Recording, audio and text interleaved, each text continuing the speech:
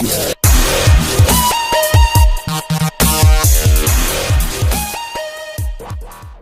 اللہ الرحمن الرحیم۔ السلام علیکم سامعین، امید کرتا ہوں آپ سب لوگ خیریت سے ہوں گے۔ اللہ پاک آپ سب لوگوں کو اپنے حفظ و امان میں رکھے۔ اللہ پاک آپ سب لوگوں کے لیے آسانیاں پیدا کرے، آمین۔ ناظرین، متین مصطفیٰ چینل میں آپ لوگوں کو ویلکم کہتا ہوں۔ آپ کا اپنا ہیلتھ چینل متین مصطفیٰ چینل۔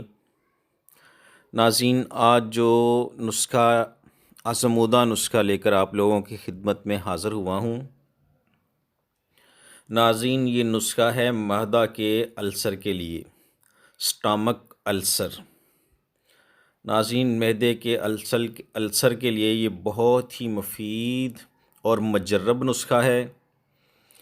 ناظرین، معدے میں زخم بن جاتے ہیں، انتڑیوں میں زخم بن جاتے ہیں، معدے میں جب خشکی اور تذابیت اکٹھے ہو جاتے ہیں، ہر وقت معدہ خشک ہو جاتا ہے اور تذابیت رہتی ہے، تو اس کی وجہ سے معدے میں زخم اور ورم بن جاتے ہیں، جس کو السر کہا جاتا ہے۔ ناظرین، 1982 میں آسٹریلوی سائنسدانوں نے یہ بات ثابت کی کہ معدہ اور انتڑیوں کا السر ایک بیکٹیریا ایچ پیلوری کی وجہ سے ہوتا ہے۔ ناظرین، اب اس بات کی مکمل تصدیق ہو گئی ہے کہ انتڑیوں کے 90% کیسوں میں السر کی وجہ ایچ پیلوری ہے اور 80% معدہ کے السر کی وجہ بھی ایچ پیلوری ہی ہے۔ ناظرین، 1982 سے پہلے لوگ یہی سمجھتے تھے کہ معدہ کا السر تیز مسالے، آئل اور ٹینشن اور پریشانیوں کی وجہ سے ہوتا ہے، لیکن ایسا نہیں ہوتا۔ ایچ پیلوری ایک بیکٹیریا ہے جس کی وجہ سے جب یہ ہمارے معدے میں پرورش پا جاتا ہے تو سارے معدے کو ڈیمیج کر دیتا ہے۔ ناظرین، دنیا کی 60% آبادی میں یہ بیکٹیریا پایا جاتا ہے اور اس کی وجہ ہے گندے پانی کا استعمال، شراب نوشی، حرام گوشت کا استعمال، گرم اور مسالے دار کھانوں کا زیادہ استعمال۔ اور ناظرین، اس کی علامات کچھ اس طرح ہیں۔ پیٹ میں معدہ کے مقام پر اچانک درد ہوتا ہے اور مروڑ پڑتے ہیں۔ ناظرین، یہ درد خالی پیٹ زیادہ ہوتا ہے اور پخانے کی بار بار حاجت ہوتی ہے، بھوک میں کمی واقع ہو جاتی ہے، پیٹ میں گیس بن جاتی ہے، متلی آتی ہے اور وزن میں کمی ہونا شروع ہو جاتی ہے۔ ناظرین، ایچ پیلوری بیکٹیریا متاثرہ شخص سے دوسرے شخص میں بھی منتقل ہو سکتا ہے اس کی استعمال شدہ چیزیں استعمال کرنے سے۔ تو بہتر ہے کہ جس کو ایچ پیلوری کا بیکٹیریا کا مسئلہ ہے وہ دوسرے لوگ اس سے تھوڑا پرہیز کریں تو اچھی بات ہے۔ ناظرین، ایچ پیلوری کا ٹیسٹ لازمی کروا لیں تاکہ کنفرم ہو سکے کہ ایچ پیلوری پازیٹیو ہے یا نیگیٹو۔ اگر ایچ پیلوری پازیٹیو ہے تو اس کو عام بالکل نہ لیں، کیونکہ بگڑتے بگڑتے یہ کینسر تک بھی پہنچ سکتا ہے۔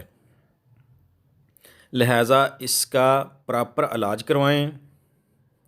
شروع سے ہی جو معدہ میں زخم بن گئے ہوئے ہیں وہ ٹھیک ہو جائیں گے انشاءاللہ، اور جو لوگ بہت نسخے آزما چکے ہیں ان کو دعوت ہے کہ وہ میرا یہ نسخہ آزمائیں اور زندگی بھر کے لیے اس بیماری سے نجات حاصل کر سکیں۔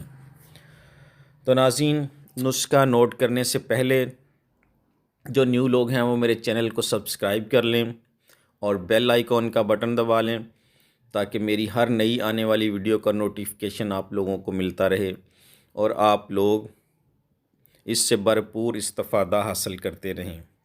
اور ناظرین، میری ویڈیو کو لائک بھی کریں، شیئر کریں اور ناظرین آئیں اب نسخہ نوٹ فرما لیں، بہت شارٹ سا نسخہ ہے اور سستا سا نسخہ ہے ناظرین۔ پہلی چیز ناظرین ہمیں چاہیے رال سفید، رال سفید یہ ناظرین 100 گرام لے لیں۔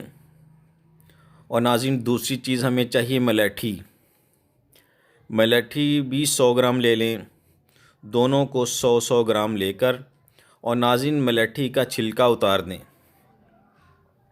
ملیٹھی کا چھلکا بیچ میں استعمال نہیں کرنا، اس کو اتار دیں۔ اور ناظرین دونوں 100 گرام لے کر ان کو اچھی طرح پیس کر ان کا صفوف بنا لیں۔ جب ان کا اچھی طرح بالکل باریک، جتنا باریک ہوگا اتنا ہی اچھا اثر دکھائے گا، اس کا صفوف بنا لیں۔ اور ناظرین اس کی خوراک ناظرین جو استعمال کرنی ہے 3 گرام صبح اور 3 گرام شام کو استعمال کرنی ہے۔ اور ناظرین استعمال کس چیز سے کرنی ہے، ہمیں چاہیے ہوگا عرق بادیان، سونف، عرق سونف آدھا کپ لینا ہے، اور اس کے ساتھ یہ 3 گرام استعمال کرنی ہے۔ آدھا کپ عرق بادیان صبح لیں گے، اس سے 3 گرام استعمال کریں گے، اور آدھا کپ عرق بادیان شام کو لیں گے اور اس سے استعمال کریں گے۔ اور ناظرین اس کا پرہیز کچھ اس طرح ہے کہ تیل والی اور کھٹی چیزوں سے اور کولڈ ڈرنک وغیرہ سے پرہیز کریں، تو انشاءاللہ کچھ ہی دنوں میں آپ کا معدہ بالکل ٹھیک ہو جائے گا اور اچھی طرح کام شروع کر دے گا۔ اور ناظرین یہ بہت مفید نسخہ ہے، امید ہے آپ لوگوں کو پسند آئے گا۔ ناظرین اب مجھے اجازت دیں اور اپنی دعاؤں میں مجھے یاد رکھیں۔ السلام علیکم ورحمۃ اللہ وبرکاتہ۔ اللہ حافظ۔